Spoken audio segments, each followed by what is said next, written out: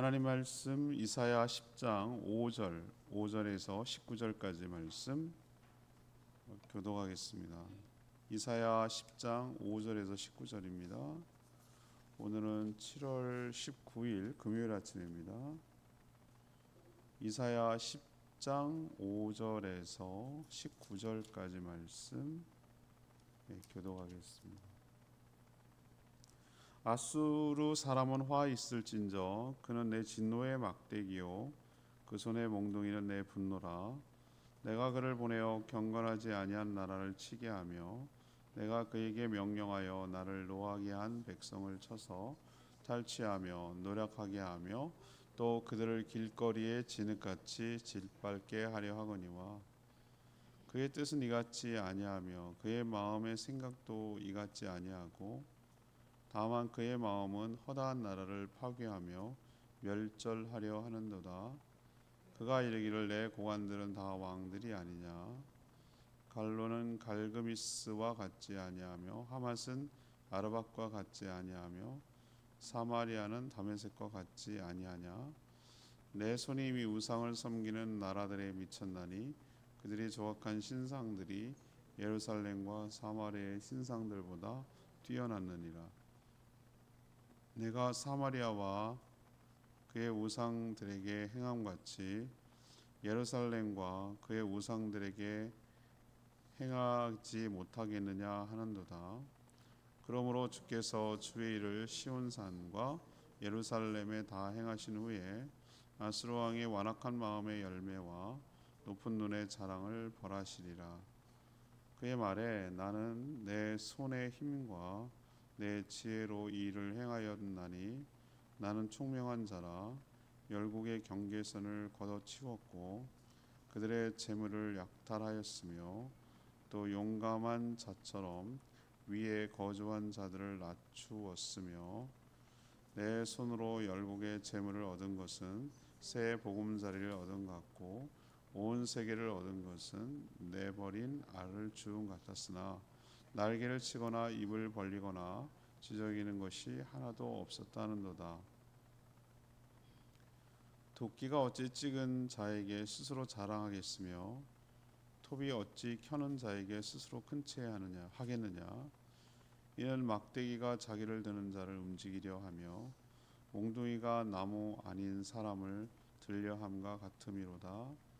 그러므로 주 만군의 여호와께서 살찐 자를 파리하게 하시며 그의 영화 아래에 불이 붙는 것 같이 맹렬히 타게 하실 것이라. 이스라엘의 빛은 불이 되고 그의 거룩하신 이는 불꽃이 되실 것이니라.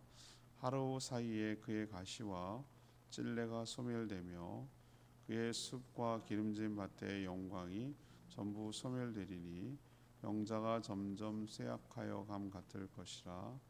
그의 숲에 남은 나무의 수가 희소하여 아이라도 능히 계수할 수 있으리라.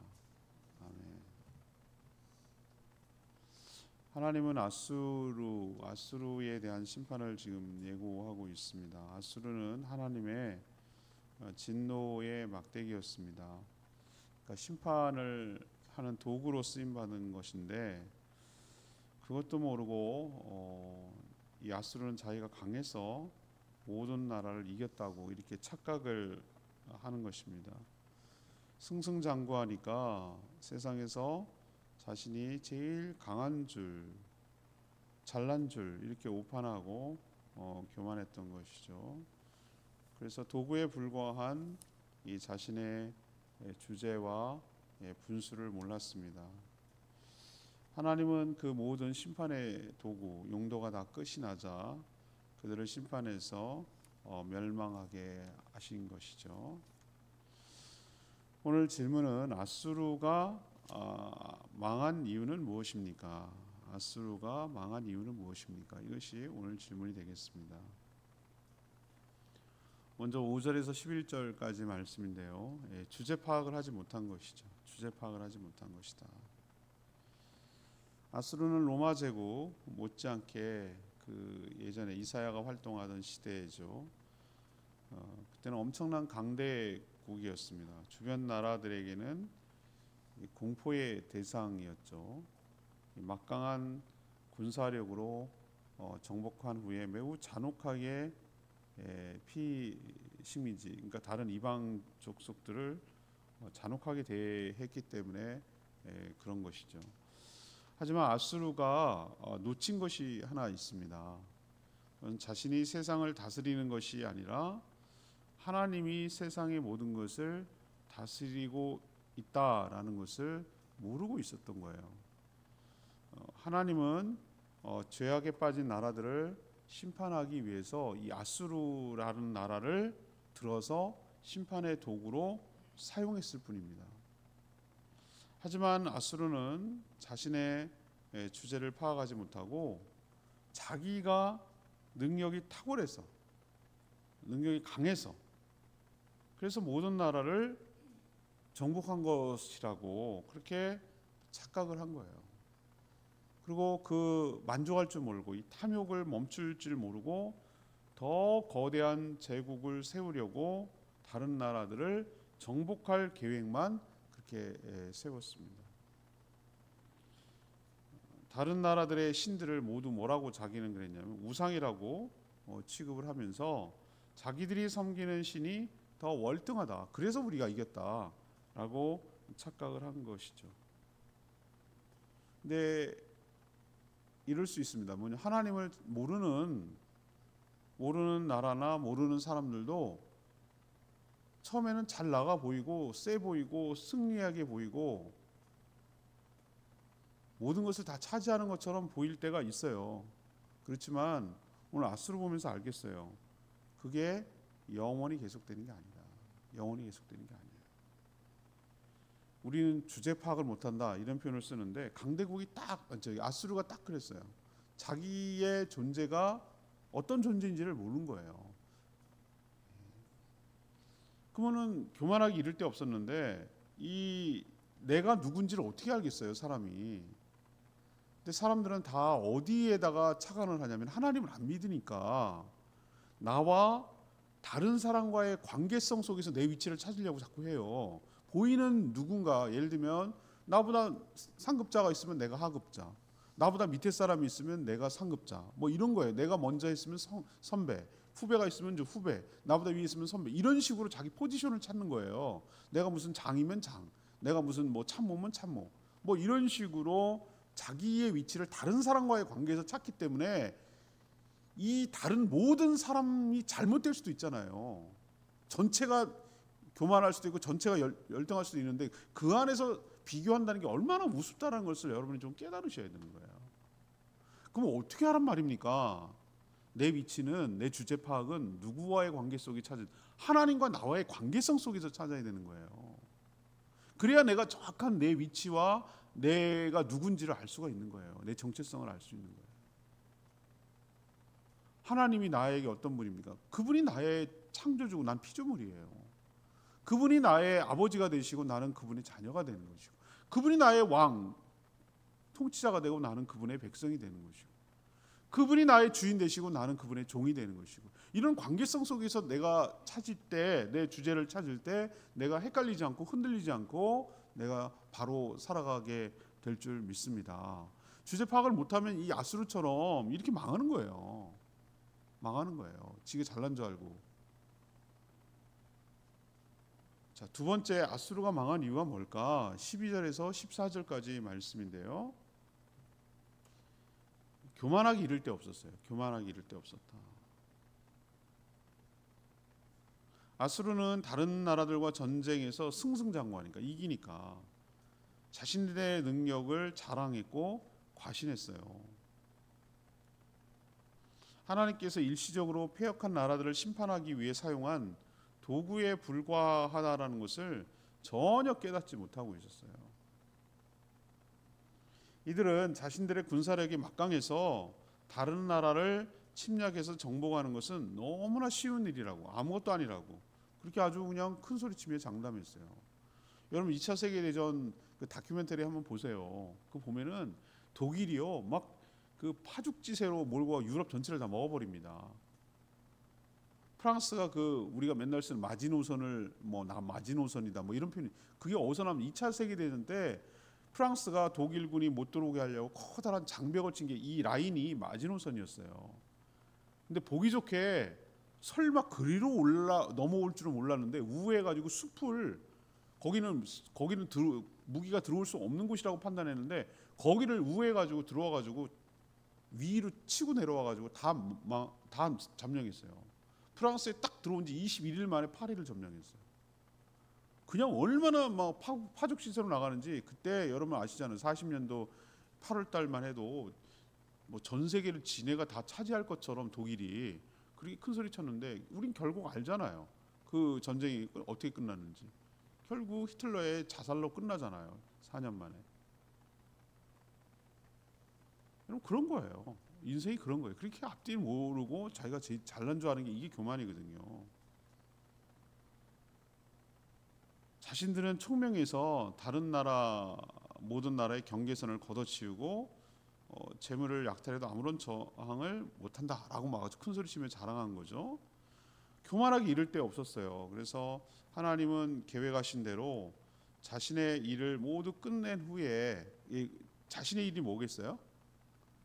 그것을 들어서 심판하는 거예요. 다른 나라, 예를 들면 유다나 뭐 아람이나 뭐 예를 들면 뭐 북이스라엘이나 여러 나라들을 하나님께서 그 채찍으로 쓰기 위해서 그들의 교만을 꺾기 위해서 하나님께서 이렇게 그 도구로 쓰는 건데 그 용도가 이제 끝난 거예요. 이제 하나님께서 그 70년을 교만한 걸 끝내는 건데 그러면 우리도 주방에서 뭘 썰기 위해서 뭐 합니까? 칼을 도마에다 놓고 이렇게 쓰잖아요. 그럼 칼을 계속 갖고 있지 않잖아요. 이제 썼으면 어떡합니까? 씻어가지고 다시 뭐 제자리에 갖다 놓잖아요. 그렇잖아요. 그 도구는 근데 막 자기가 모든 걸 다 써는 것처럼 자기가 모든 다 요리를 한 것처럼 그 칼이 그렇게 주제넘게 하고 교만하다면 그거 어떻게 하겠어요? 그걸 내버려야지. 아수르가 그랬다는 거예요. 하나님의 뜻을 다 끝낸 후에 이제 사용할 이유도 가치도 없는데 이 아수르가 자기가 다 그래서 그런 것처럼 잘나고 능력 있고 똑똑해서 그런 것처럼 교만하고 이 완악한 모습을 하나님께서 오늘 12절에 보니까 어떻게 하겠습니까? 심판하겠다, 벌하겠다. 이들의 높아진 마음을 벌하겠다라고 말씀하셨어요. 우리가 늘 기억해야 되는 것은 제가 CBS 이번 다음 주 월요일 날 주제가 교만에 관한 이야기를 쭉 설명해요. 교만, 거만, 자만, 그다음 자고, 뭐 오만, 뭐 이런 것의 차이점이 뭐냐? 성경에서 어떻게 그 의미를 쓰느냐? 이제 월요일 날 이제 방송에 나갈 텐데 교만은 하나님이 안 믿기 때문에 하나님보다 모든 사람도 자기가 더 우월하고 뛰어나고 모든 사람 자기 아래에 있고 자기가 가장 최고로 잘한다고 자랑하고 뻐기고 그렇게 남을 멸시하고 우습게 여기는 그런 태도와 생각을 교만이라고 그러죠. 교만은 성경에 보면 패망의 선봉이라고 그랬어요. 겸손하려면 어떻게 해야 되는가? 아까도 제가 말씀드렸는데 그 남과 남 관계 속에서 나를 파악하면은 이 사람이 자기 포지션을 몰라요. 늘 하나님과 나와의 관계성 속에서 내가 어디에 있는지를 늘 생각하면서 사셔야 돼요.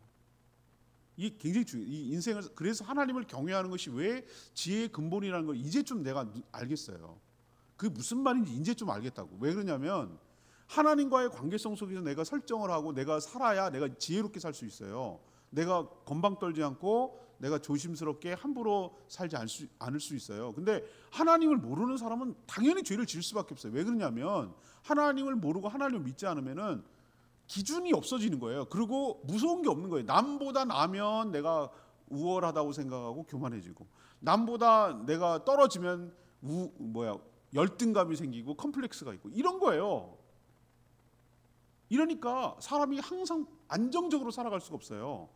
늘 요동하는 거예요. 왜? 항상 사람이 늘 똑같은 사람이 있냐고요. 나보다 뛰어난 사람이 내 옆에 있고 나보다 못한 사람이 내 옆에 있고 이런 사람이 내 주변에 항상 바뀌어가면서 사람이 바뀌어가면서 내 주변에 있기 때문에 다른 사람과 내가 비교하는 순간 나는 항상 불행해질 수밖에 없어요. 왜? 열등감을 느끼든지 아니면 교만해지든지 이렇게 되기 때문에 그거는 인생을 살아가는데 불행한 거예요. 그러나 남과 비교하지 말고 하나님과 나와의 관계성에서 내가 어떤 존재인가, 내가 너를 보배롭고 존귀한 존재로, 예수 그리스도의 피값으로 너를 살 만큼 내가 너를 보배롭고 존귀한 존재라고, 세상에 나밖에 없는 것처럼 하나님이 정말 지극히 사랑하는 분이라는 생각을 하면 내가 남 뭐 신경 쓸 거 없어요. 그리고 내가 너를 특별하게 사랑하고 특별한 미션을 주기 위해서 이 땅에 보냈다라고 생각하면은 그거 하면은 뭐 되는 거예요. 뭐 내가 성공했느니 실패했느니 이런 게 없어요. 내가 하나님의 뜻을 따라 순종하며 살아가면 이건 뭐가 남들이 뭐라 그러든지 간에, 뭐 얼마나 재산이냐, 얼마의 연봉이냐, 뭐 어떤 포지션이냐, 뭐 이런 거와 상관이 없이 나는 성공한 인생이에요. 여러분, 인생이 하나님을 믿는 게 큰 은혜고 축복입니다. 근데 이게 막연한 추상적인 얘기가 아니라 내가 인생을 바로 살 수 있도록 해주는, 내 주제 파악을 하고 내가 교만하지 않고 내가 열등하지 않게 살아갈 수 있도록 해주는 매우 중요한 지혜가 여기서 나오는 거예요. 우리는 늘 하나님 앞에 겸손할 때 또 다른 사람 앞에서도 겸손할 수 있게 될 줄로 압니다. 모든 사람은 배울 점이 있다고 저는 말씀드리잖아요. 배울 사람 저 사람한테 배울 게 하나도 없는데요. 있어요. 왜 있는 줄 아세요? 저렇게 살면 안 된다는 걸 배우는 거예요. 다 배울 점이 있어요. 다 자기 한 칼이 있어요. 제가 쭉 살아보면서 내 느끼는 게 하나 있는데요. 모든 사람은 다 자기 나름대로 사는 방법이 있어요. 그러니까 절대 무시하면 안 돼요. 그 사람 나름대로 인생을 타개하고 살아가는 방법이 있어요. 그러니까 여러분도 늘 하나님 앞에 겸손하게, 또 다른 사람은 남을 나보다 낮게 여기고 겸손하게 살아가는 저와 여러분 되기를 원합니다. 아스는 왜 망했냐고요? 자기 분수 몰랐지, 교만했지. 그래서 망한 거예요. 도구란 걸 잊어버린 거예요. 세 번째, 같은 오늘 제가 그 얘기를 계속 이어가면서 하는데 15절에서 19절, 자기 분수를 알지 못했다. 아수르가 자기 분수를 알지 못한 거예요. 하나님은 그 아수르를 왜 심판하는지 그 책망하기 위해서 비유를 15절에 들어요. 15절 비유를 들어요. 이런 비유를 듭니다. 어떻게 비유냐면 도끼가 도끼 얘기를 들어요. 톱하고 도끼 얘기를 듣는데 이건 다 도구죠. 도끼가 도끼를 사용해서 나무를 찍는 자 앞에서 뭐 하는 거예요? 자랑하는 거예요. 자랑하는. 내가 말이지 이 나무 다 잘랐다고. 도끼가 살아있다고 칩시다.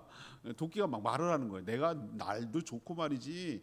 예? 그래가지고 한 방에 쳐가지고 그냥 다 쫙쫙 나무가 쪼개졌다고. 그런 얘기를 만약에 도끼가 살아서 한다고 칩시다. 그러면은 다른 사람이 이렇게 그 도끼가 하는 얘기 들으면 어떻게 생각하겠어요? 참 가짠죠, 그죠? 참 웃기는 소리 하고 있네. 아니 너는 도끼지. 도끼질을 하는 사람이 능력이 있는 거지. 저는 도끼질 한번 해봤다가 이게 요령이 있어야 된다는 걸 깨달았어요. 힘으로 하는 게 아니라는 걸 깨달았어요. 나무 결을 잘 보고 그 결을 갖다가 정확하게 쫙 해야 쭉 나가는 것이지, 나를 갖다가 힘으로 막 한다고 그러면 패대기 치는 거지. 제일 못하는 사람, 도끼를 딱 찍어내 나무하고 같이 일체가 돼. 나무가 막 이건 도끼질 못하는 사람. 정확하게 고개를 갖다가 폭 내려짜서 쭉 이렇게 나가게 만드는 거. 이 도끼질 요령이더라고요. 해보면 알겠어요, 제가. 그런데 도끼 주제에 도끼질하는 사람한테 막 자랑한다는 게 말이 되느냐, 이 얘기를 지금 하는 거예요. 하나님 비유예요, 이거 이사야를 통해서. 또 톱이죠. 톱 이렇게 켜는 사람이 내가 말이 잘 들어가지고 이게 다 잘 정확하게 썰렸다고. 막 이렇게 켜는 사람한테 스스로 높이면, 큰 체하면 이게 얼마나 말도 안 되는 얘기고 웃기는 소리겠냐, 이 얘기를 비유를 얘기하는 거예요. 아주 적절한 비유라고 저는 생각해요. 이 비유에서 도구는 도구일 뿐, 도구를 만들어 사용하는 자 앞에서 자랑하는 것은 자기의 분수를 뭐 하는 거다? 모르는 것이다 라는 뜻이잖아요, 이 얘기가. 그렇죠? 그럼 이 얘기를 왜 아수르한테 합니까? 아수르, 넌 누구다? 네가 도구야. 네가 도끼고 네가 톱이야. 하나님께서 그걸 널 도끼로 쓰고 톱으로 써서 사용했던 거다. 근데 네가 잘나가지고 이 모든 것들을 다 뭐 하고 뭐 그렇게 말하면 얼마나 우스운 꼴이냐, 그걸 지금 깨닫게 하려고 이 비유를 얘기하는 것이죠. 이 아수르의 오만함, 심판의 도구인 줄을 모르고 자기가 능력이 있고 탁월해서 승승장구하는 줄로 착각한 이 도구를 그러면 하나님 어떻게 하겠습니까? 다 썼죠. 다 썼으면 도구를 다 썼으면 쓴 사람 다 사용했으면 칼을 다 사용했으면 어떻게 합니까? 걷어들여서 들어가 있어. 칼집에 꽂아놓죠. 아수르도 그래요. 하나님은 이 주제도 모르고 분수도 모르고 기고만장하고 오만방자한 아수르를 향해서 이제는 네 차례야 라고 심판을 내리시죠. 심판의 불이 붙어 맹렬히 타서 소멸할 것이라고 오늘 예언하고 있어요. 병자처럼 점점 쇠약해지고 남은 자는 소수가 될 뿐이다 라고 하나님이 오늘 예언했는데 이 아수르가 이렇게 돼서 망했어요. 여러분 우리도 늘 잘 나갈 때 선줄로 생각할 때 겸손하고 넘어질까 조심하며 살아가는 저와 여러분 되기를 원합니다. 레마의 말씀은 오늘 12절 말씀인데요. 그러므로 주께서 주의 일을 시온산과 예루살렘에 다 행하신 후에 아수르 왕의 완악한 마음의 열매와 높은 눈의 자랑을 벌하시리라. 하나님을 알지도 믿지도 않는 사람이 모든 일에 승승장구할 수도 있습니다. 어떻게 그럴 수가 있어요? 이렇게 여러분 이상하게 여기지 마세요. 그럴 수 있다고요. 그럴 수 있어요. 성도는 그런 상황을 이해하지 못할 때가 있어요. 그런데 여러분 세상의 성공이 꼭 복은 아니에요. 그런 성공이 또 영원하지도 않고요. 하나님의 뜻을 다 이룬 후에 폐기 처분될 수도 있어요. 그러나 하나님의 택한 백성은 그렇지 않아요. 하나님의 백성은 도구나 수단이 아니라 목적이기 때문에 그래요. 거룩한 백성으로 다듬어서 만들어 주신 다음에 복 주시도록 그렇게 이끌어 주시는 분이 하나님이신 줄로 압니다. 그래서 우리는 늘 하나님과의 관계 속에서 겸손하게 행하며 살아가는 저와 여러분 되기를 소망합니다. 오늘 말씀 붙들고 557장 기도하기 전에 557장 부르고 기도하겠습니다. 찬양집 557장입니다.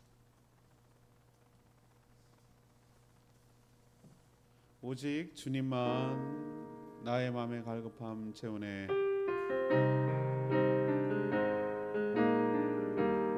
오직 주님만 오직 주님만 나의 맘에 갈급함 채우네.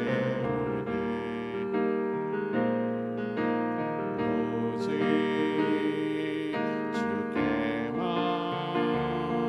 더 가까이 가기를 원하네.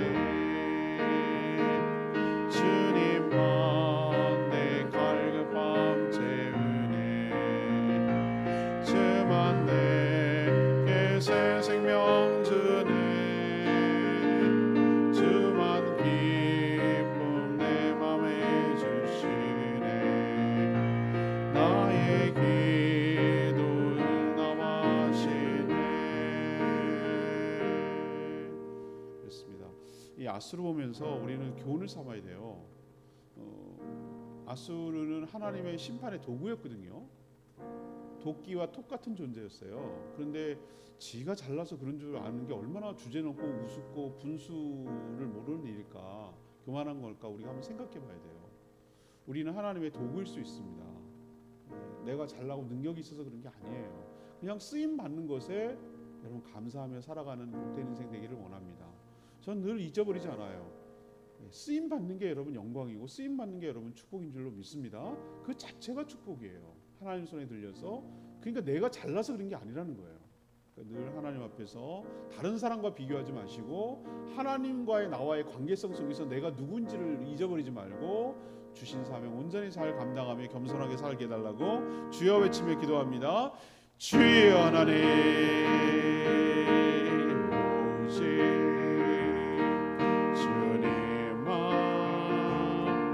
나의 맘에 갈급함 채우네.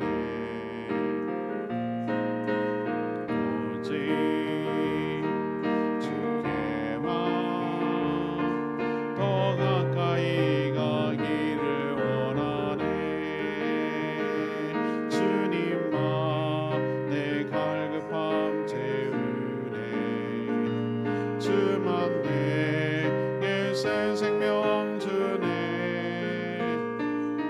슴슴한 기쁨 내 맘에 주시네. 나의 기도 응답하시네.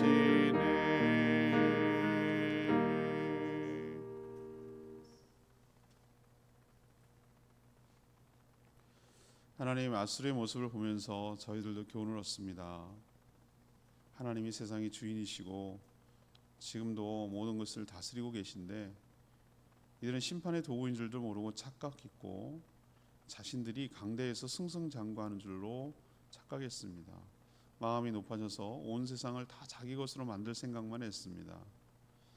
하지만 하나님께서 그를 도구로 사용하셔서 뜻을 이루신 후에 이 기고만장하고 오만방자한 아수르를 심판하셔서 모조리 불태워 소멸시킬 줄로 압니다. 그러니 이것을 교훈 삼아 저희도 하나님 앞에서 늘 겸손하게 하여 주시고 다른 사람과 비교해서 자기 자리를, 자기 위치를, 자기 정체성을 찾지 않고 하나님과 나와의 관계성 속에서 나의 정체성을 찾고 나의 위치를 알게 하여 주시옵소서. 자기 주제와 분수를 알고 겸손히 주의 뜻을 받들어 주의 도구로 쓰임받는 복된 인생 살게 하여 주시옵소서. 오늘도 간구하는 기도 들어주시고 오늘 어린이들에게 복음을 전하며 또 떡볶이 전도하고 행사를 알릴 때 많은 어린이들이 와서 듣고 또 기뻐하고 교회를 좋아하고 또 그 마음속에 교회를 다시 오고 싶어하는 마음이 생겨날 수 있도록 축복하여 주셔서 저희 교회가 제주도의 다음 세대를 잘 세워가는 복된 교회 되도록 쓰임받게 하여 주시옵소서. 모이는 목장들마다 하늘의 축복으로 가득 채워주시고 풍성한 은혜가 넘쳐나게 하여 주시옵소서. 폭우 때문에, 폭염 때문에, 열대야 때문에 힘들어하는 백성들 불쌍히 여기시고 회복시켜 주시고 속히 복구되도록 은혜를 부어주시고 하나님을 경외하는 마음으로 겸손하게 살게 하여 주시옵소서. 주님 손에 모든 것 맡겼고 예수 그리스도의 이름으로 축복하며 기도합니다. 아멘. 오늘 하루도 주님의 은혜 가운데 사는 복된 하루 되기를 축복합니다. 충분히 기도하고 하루 시작하겠습니다.